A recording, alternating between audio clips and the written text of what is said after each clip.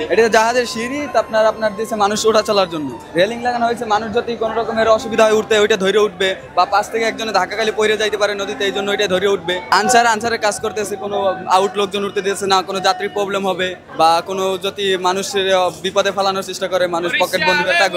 আমরা সবাই জানি যে ঈদ যাত্রা শুরু হয়েছে, সকল যাত্রীরা যাবেন, তাদের নিরাপত্তা নিশ্চিত করার জন্য আমরা আজকে এখানে বিভিন্ন লঞ্চের মাস্টার ড্রাইভার এবং অন্যান্য যারা আছে তাদেরকে আমরা অগ্নি নির্বাপনের উপর একটা মহড়া দেখিয়েছি বা প্রশিক্ষণ দিয়েছি, যাতে লঞ্চে যখন যায় আগুন নিবাইতে হলে তাদেরকেই কাজ করতে হবে। তো সেজন্য ওনাদেরকে আমরা অগ্নি নির্বাপনের উপর একটা মহড়া প্রদর্শন করেছি এবং এরা নিজ হাতে সেই অগ্নি নির্বাপন করেছেন। প্রতিবার যেরকম যানজট থাকে বা এই থাকে তার থেকে এখন এবার ভালো আছে। নিরিবিলি মানে প্রশাসনিক লাইনে নিরাপত্তা ভালোই। আর্মি আছে, তারপর আনসার ব্যাটালিয়ানরা আছে, তারপর আপনার মনে করেন ফায়ার সার্ভিসের কর্তৃপক্ষের লোকজন আছে, বিআইডব্লিউটি এর লোকজন আছেন, মানে গার্ড কর্তৃপক্ষরা ভালোই নিরাপত্তা সহকারে মানে আমাদের হেল্প হইতে আছে। পরিবেশ ভালোই, আসলে মানুষ খুব কম যাইতেছে লঞ্চে। বাসে দেখা গেছে পদ্মাতে মানুষ বাসে তাড়াতাড়ি যেতে পারে, এই জন্য লঞ্চে খুব কম মানুষ যায়। সেনাবাহিনী টহল দিতে আছে এবং কোস্টগার্ড টহল দিতে আছে, নৌ পুলিশ টহল দিতে আছে, মানে 10 মিনিট পর পর আসেই। এখন কোনো ঝামেলা নাই, আগে ঝামেলা ছিল। মনে করেন গাড়ি আসলে ধরেন সদর গাড়ি অনেক পকেট মাইর হয়ে যাইতো, ব্যাগ নিয়ে যাইতো।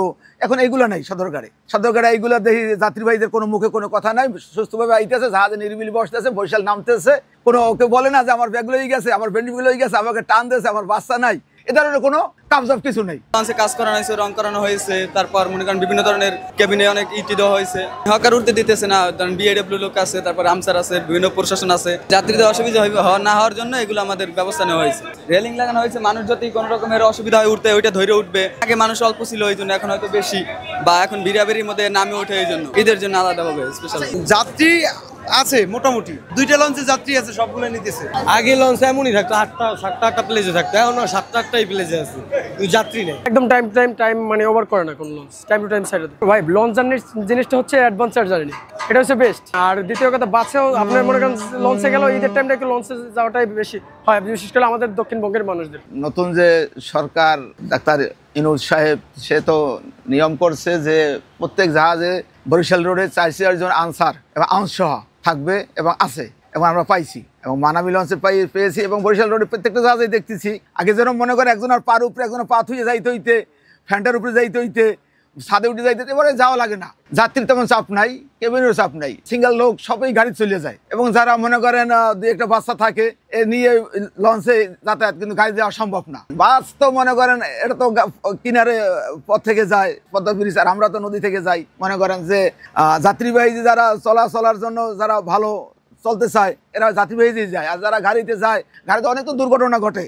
এবং আমাদের জাহাজে মনে করেন চলার জন্য মনে করেন জিপিএস, রাডার, ইকোসান্ডার, বিএসএফ সবকিছুই আমাদের আপ টু ডেট আছে, কোনো জায়গায় কোনো ত্রুটি নেই। কুয়াশার জন্য তারপরে এবং ঝড় বন্যার জন্য আমাদের যে কেবিনগুলো, যে বিএবি কেবিন, তারপরে যে ফ্যামিলি কেবিন, এই কেবিনগুলো খুব মানসম্পন্ন কেবিন।